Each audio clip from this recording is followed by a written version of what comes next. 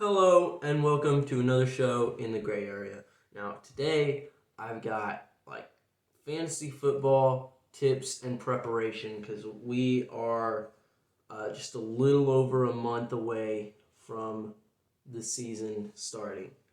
Actually, when this comes out, the first preseason game will have happened. There's just one, August 5th, and then the next week, like August 12th, the more preseason games will be coming. So, before I get into it, I want to say Carson Wentz. He got injured in practice, will be out 4 to 12 weeks. So that's going to be tough on the Colts having their starting quarterback out. So they'll have Jacob Eason, which we will see. I mean, I'm not expecting much from him. So it could be a rough first few games for the Colts. So we'll see what happens with that. All right. So fantasy football tips and preparation before the season, before the draft.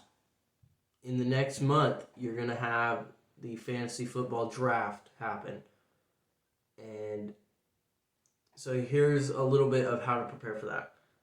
I try to help, but I can't just do everything for you. Okay, you got to do a little bit of research on your own. Now, your research isn't hard to do because you just have to look at what ESPN has done. They have done so much of the research for you. One of the main things, what I like to do, there's a cheat sheet. Pretty much, it's got the order of different what they think their best players are when you're going to draft, you know. And so you get this cheat sheet list of people in order from best to worst how you should draft them. Now, that isn't always the most accurate thing. You should probably go a little bit further as to what different people are saying. This player is going to do even better than last season, better than what people expect, and this guy's opinion. And, you take some of these guys' opinion, put a star next to their name, hey, I should get this player, just stuff like that. Just get ready for the season. All right. Now, the actual draft. So we've got before the season or before the draft, you prepare for the draft. You get familiar with the different players. You figure out kind of players that you might want, which I'll help with that a little bit. And now I'm going to talk about the draft. Okay, this is going to help you prepare a little bit. The actual draft, in my past shows, I've had this formula for your first 6 picks. Now it's a little flexible, but what we got number 1 pick, you get a good running back. Number 2 pick, you get a good wide receiver. Number 3 pick, you get a good tight end. Then you get 4th pick, good running back. 5th pick, good wide receiver. 6th pick, quarterback. Okay? Now, with those skill positions, those first 5 picks where you've got 2 running backs, 2 wide receivers, and a tight end, those can be mixed around a little bit. Okay, that's just how I put it. The tight end at round 3, why I put that there. Also, I've talked about this. This show has a decent amount of recap. But yeah, the number 3 pick, why I have tight end there, because you want to get Darren Waller or George Kittle. Those 2 names, write them down or something, because those 2 guys are 2 guys that you want to get. These are great tight ends that you'll probably want to grab in round 3. Now, if you don't, which good chance you don't, there's only 2 of them, that's okay. There's other guys like Robert Tonyan, Noah Fant, Mark Andrews. There's other tight ends that you can get later. And then even if you've got a late round 1 pick, you can grab Travis Kelce and that would be a solid, good pick. And then you've already got that tight end.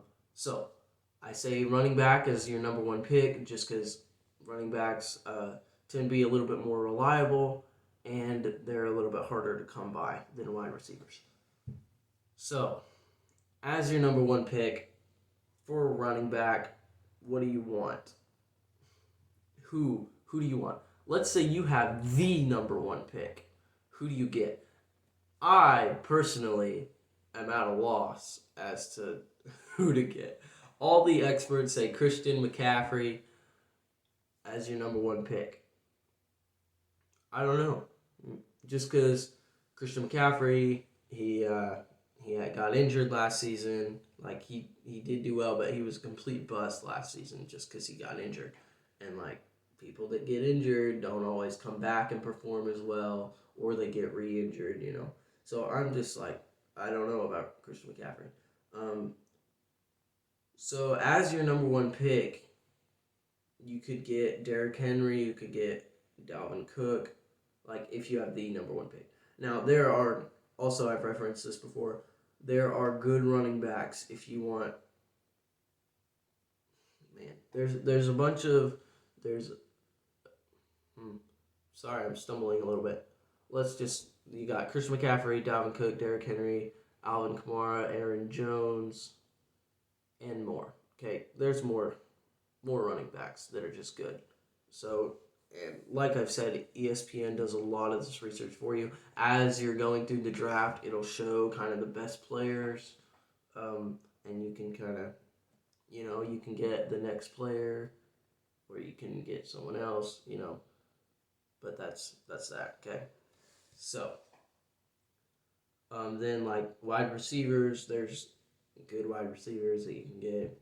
It's just you just look at what ESPN has for you. Like you get that cheat sheet, and then also during the draft, it'll have guys like right there. It'll be like, oh, you can get this guy, And then so quarterback, man, I'm just gonna go over this real quick. Quarterback, get the late quarterback. Okay, get like Justin Herbert in round 6. Okay. Once again, the experts, you look at how they draft. Patrick Mahomes doesn't go until round 5. All right? Like I know in a lot of these leagues, like Patrick Mahomes could go round 1 or 2, but that's their loss. They are not getting a good bargain for Patrick Mahomes because you can get a quarterback that gets just a few points less each week way down in round 6, okay? So, like I said, like there's Justin Herbert and like Lamar Jackson, he'll probably go kind of quickly, but there's a bunch of good quarterbacks, okay? And then like in way later rounds, like I don't know, like round 10 or something, you can get backup quarterbacks. Now, Jalen Hurts is looking especially good as a backup quarterback. I'm just gonna say that. Also, rookie quarterbacks. You've got Trevor Lawrence. You've got Justin Fields. Those are really the only 2 rookie quarterbacks that are worth drafting. The others may get drafted, but that's later. Yeah. So those 2 guys, Trevor Lawrence and Justin Fields, don't get them as your starting quarterback. Do not. Starting rookie quarterbacks, like only 3 rookie quarterbacks have ever done well. Like you got Cam Newton in I think 2011, you got RG3 in 2012, and Justin Herbert in 2020. And those are the only 3 to hit like 300 points in a season, which that's what a pretty good quarterback will do. So just don't get the rookie quarterbacks as your starters. You can get them later. Okay, so that's kind of like, and then way later, you'll get kickers, defense, special teams, but you don't even like worry about that. Just grab whoever, The Bucks defense, special teams probably gonna be the best, but I mean you never know. But don't even worry about that. Like that's way later in the draft. Okay, Now, during the season, these are the keys. I hope you've stayed to watch this part. Okay, these are the keys to winning fantasy football. Yes, you gotta have a decent draft, but this is how you win. You stay active. Okay, you get into fantasy football for like 5 minutes a day. Okay, and then during like game day and stuff, you get into it a bit more. But like, just make sure your lineup is good. You've got the players you want in your lineup. If guys are injured or they're on a bye week, make sure they're on the bench. Okay, and like you could have like two wide receivers that are probably going to do about the same, but you're only wanting to start one of them. Just guess.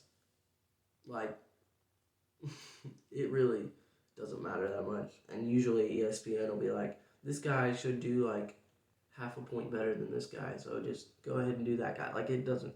It's a guessing game a lot of the times. There is luck in fantasy football. Okay, and then so stay active is the number or not the number is the first key to winning fantasy football, and the second key to winning fantasy football is free agency. With that, and that goes hand in hand with staying active. The free agency, you look at the players that are still available, because players will boom that weren't drafted. Okay, these like the main wide receiver for this team goes out, and so they've got this other wide receiver that's getting a lot of catches, but he wasn't even drafted.